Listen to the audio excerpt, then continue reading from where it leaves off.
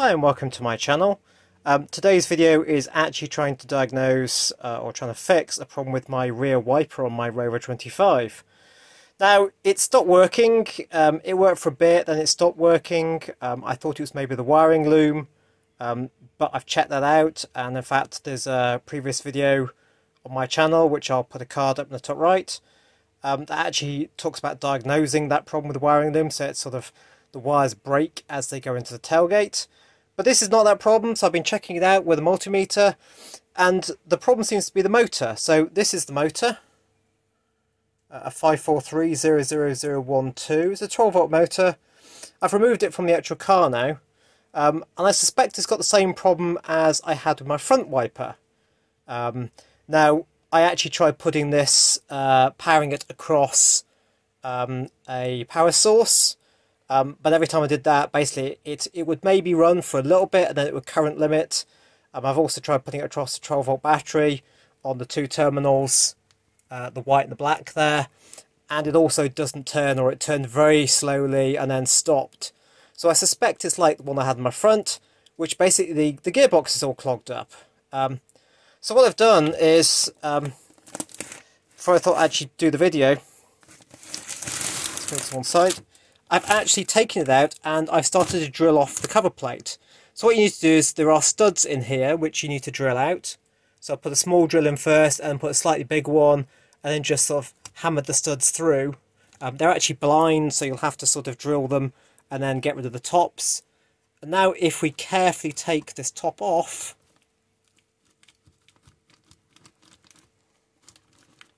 and just clamp it back in the vise again. It sticks a bit on the water inlet. There's a little screwdriver under here.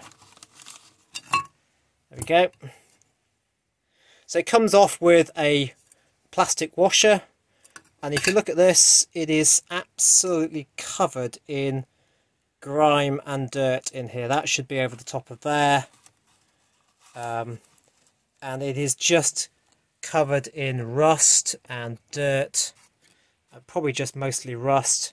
And that, if you look in the gearbox here, get a little screwdriver, is why it's not working. I mean, just look at this. I mean, it's just absolutely clogged. I mean, this arm, I would suspect, goes backwards and forwards with this gear rotating, and somewhere there'll be the contact guy or the contact mechanisms to basically do the stopping as it goes part way around and everything. So this, I think, is the problem. As you can see there, it is just absolutely caked on with rust and old grease. So what I'm going to try and do is I'm going to try and clean it up a bit and see if we can get it working again.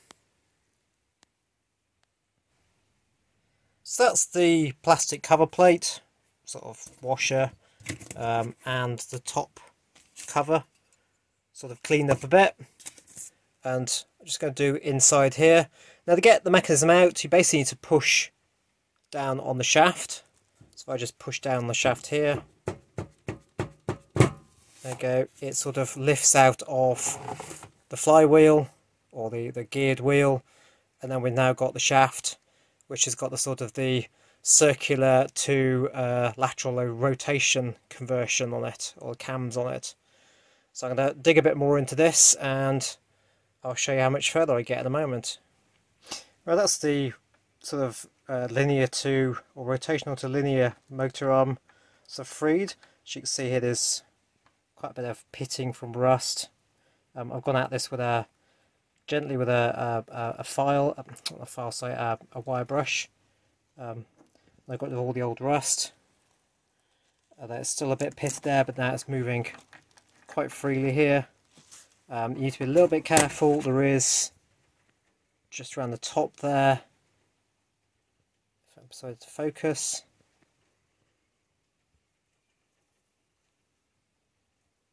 hold on. Yeah, just there is a rubber seal that presumably seals from the water coming in here to then go up to the nozzle end for the jet. it looks okay, but maybe over the years it's been seeping a bit into the gearbox, and maybe that's what's made it rust, but don't know. So we'll carry on tidying up the gearbox. So there's the worm shaft and the actual plastic cog, plastic gear. Hopefully that hasn't got any broken teeth. I don't think it has, because you'd expect the motor then just to free run, but the arm not doing anything. But the actual motor wasn't driving at all. So I'm going to get that out, and I'm going to see what else, or try and clean out the rest of the rubbish from in here.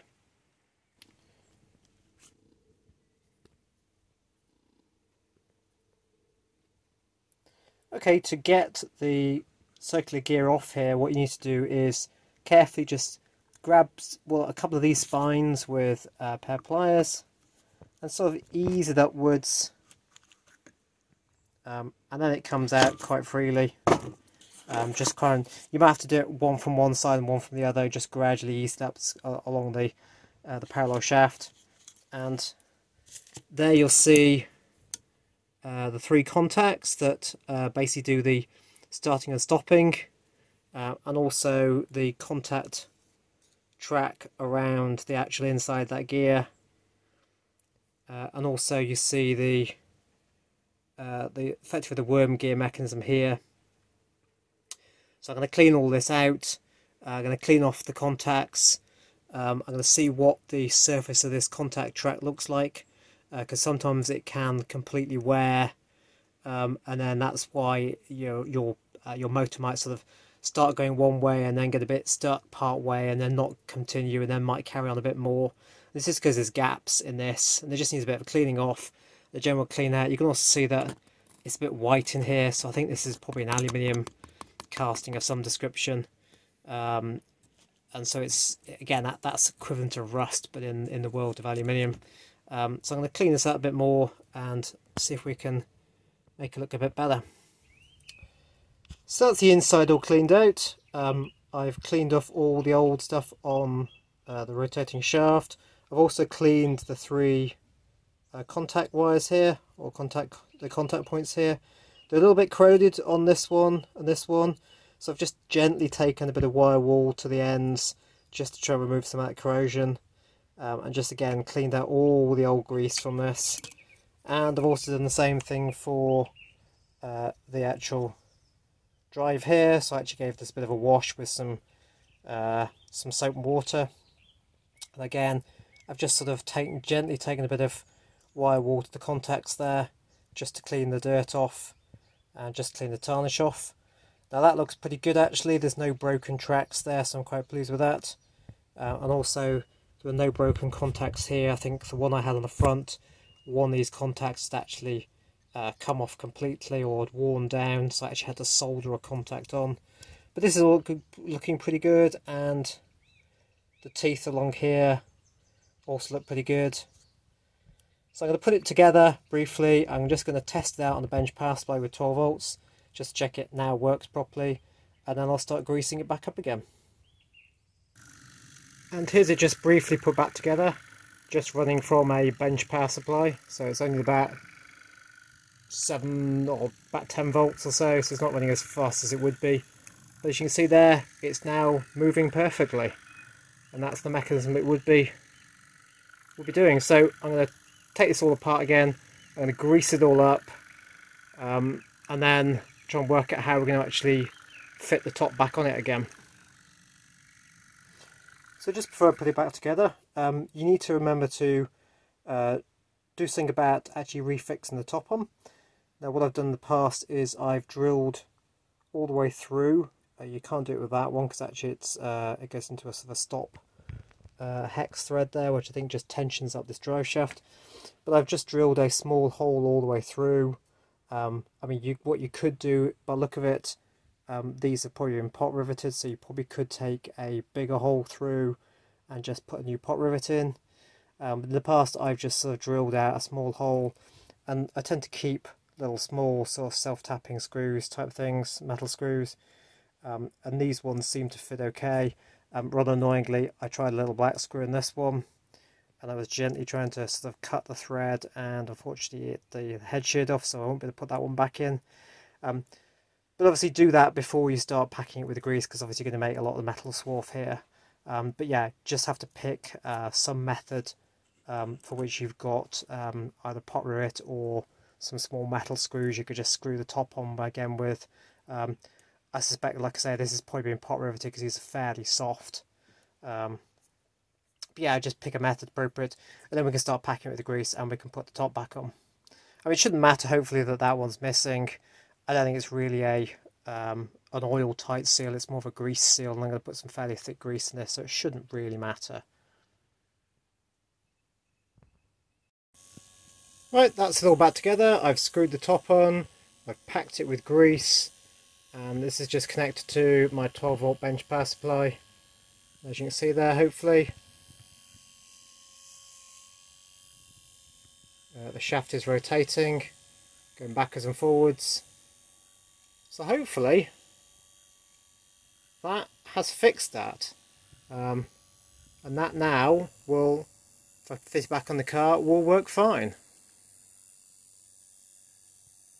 I hope that was helpful. If you like this video, do hit the like button. Please leave any suggestions if you want, or questions. And yeah, I hope, like I say, I hope anybody found that useful who has the same problem that I did, because this seemed to be a way to relatively easily fix your wiper without having to buy a replacement, which for these ones is getting actually quite hard to find. Thanks for watching.